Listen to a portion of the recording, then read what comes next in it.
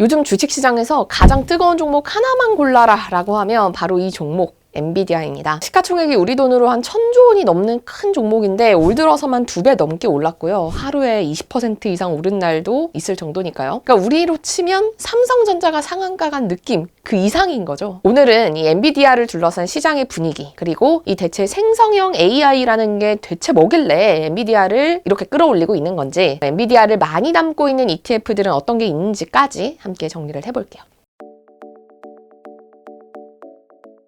요즘 엔비디아 주가는 말 그대로 폭발 중입니다. 올 들어서만 160% 넘게 올라서 시가총액이 1조 달러가 넘는 6번째 기업이 됐습니다. 이 주가가 이렇게 많이 오른 이유로는 생성형 AI가 꼽혀요. 생성형 AI라는 게 앞으로 여기저기서 많이 활용될 것 같은데, 이 생성형 AI를 돌아가게 하려면 엔비디아가 만드는 반도체 칩이 꼭 필요하다라는 거예요. 근데 대체 생성형 AI가 뭐길래 1조 달러짜리 기업 주가를 끌어올리고 있는 걸까요? 이 생성형 AI라는 거는 말 그대로 컴퓨터가 정해진 대로 공부해서 답을 내는 게 아니라 뭔가를 생성을 해낸다라는 거예요. 그러니까 우리한테 제일 익숙한 알파고 그리고 챗 GPT, 이거 두 개를 예로 들어서 한번 설명을 해볼게요. 이 이세돌을 이겼던 알파고는 지금까지 있었던 바둑 대국을 죄다 공부를 합니다. 그래서 바둑의 패턴을 인식을 하고 돌을 어떤 위치에 놔야 우승 확률이 가장 높아지는지에 대해서 답을 내놓습니다. 그래서 사람보다 더 뛰어난 바둑 실력을 갖추게 됐죠. 근데 컴퓨터가 바둑으로 인간을 이겼다는 게 굉장히 훌륭하고 충격적이기는 하지만, 기존 패턴을 공부하고 그 일정한 틀 안에서 답을 내놓는다라는 점에서 창의적이라고 보기는 어렵습니다. 그런데 챗 GPT는요, 공부하고 답을 내놓는 방식이 조금 다릅니다. 1 더하기 1이 뭐야? 라는 질문에 대해서 수학적인 논리를 공부하는 게 아니에요. 온라인에 있는 엄청난 규모의 글을 분석을 해서 1 더하기 1 다음에 올 확률이 가장 높은 단어를 그냥 거기 붙여서 말하는 방식입니다. 보통 사람들이 1 더하기 1 다음에 2라고 말하더라. 한경 코리아 마켓 다음에는 보통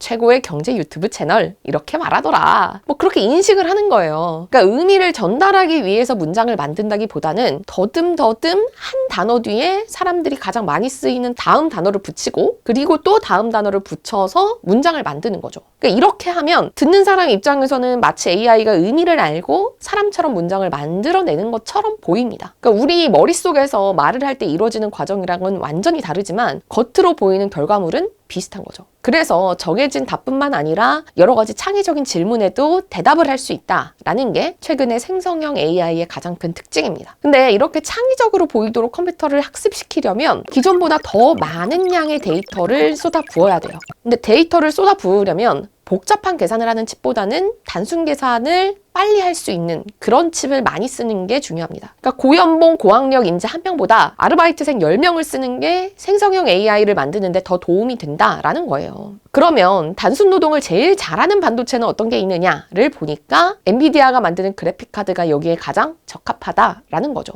더군다나 AI가 고도화되면 될수록 그래픽카드를 더 많이 써야 됩니다. 이 챗GPT만 해도 이전 버전은 AI를 학습시키는데 그래픽카드를 한 10,000개 정도 썼다고 하거든요. 근데 최근 나온 버전은 최소 30,000개에서 50,000개 정도가 그래픽카드가 들어간다고 해요. 그러니까 수요가 폭발적으로 늘어나는 상황이라는 거죠. 그런데 여기서 한 가지 궁금한 건, 아니 그렇게 단순 노동을 하는 반도체라면 굳이 엔비디아가 만드는 걸 써야 할까? 라는 겁니다. 그러니까 상식적으로 생각해봐도 오히려 고연봉 고학력 인재를 기르는 건 좀 어려울 것 같은데 아르바이트생을 구하는 게 더 쉬울 것 같잖아요. 아르바이트생이 막 인기라면 다른 회사들도 어디선가 금방 사람을 구할 수 있지 않을까라는 거죠. 근데 엔비디아가 대체 불가능하다, 정말 좋은 기업이다 라는 이야기를 듣는 이유가 여기 있습니다. 단순히 반도체 칩을 만드는 게 아니라 이 칩을 활용해서 AI 프로그래밍을 하는 플랫폼을 만들었어요. 쿠다라고 부르는 프로그램인데, 이 엔비디아는 이걸 2006년에 개발한 다음 대학과 개발자 커뮤니티에 공짜로 뿌려버립니다. 그럼 어떤 일이 벌어질까요? 그러니까 이미 지금 AI 프로그래밍을 하는 사람들은 모두 쿠다를 사용하고, 쿠다를 사용하는 사람들은 엔비디아의 칩을 쓰는 거예요. 그러니까 단순히 칩을 만드는 건 다른 회사가 따라올 수도 있겠지만, 이미 쿠다로 작업하는데 익숙해져 버린 사람들을 바꾸는 건 훨씬 더 어려운 일인 거죠. 그래서 생성형 AI가 주목받는 상황에서 유독 엔비디아의 주가가 더 고공행진을 이어가고 있는 겁니다. 그렇다면 우리의 관심은 이 엔비디아를 직접 투자할 수도 있지만 어떤 ETF가 엔비디아를 많이 담고 있는지 이걸 한번 살펴보는 것도 의미가 있을 것 같아요. 저는 이렇게 종목으로 ETF를 검색할 때 ETF 체크라는 사이트를 자주 이용을 하는데요. 분석 스튜디오에서 종목 찾기 들어가시면 특정 종목을 어떤 ETF가 많이 담고 있는지 이걸 확인하실 수가 있습니다. 미국 상장 ETF와 국내 상장 ETF 모두 합친 결과를 볼 수 있어서 ETF.com 같은 해외 사이트보다도 더 편리하기도 하고요.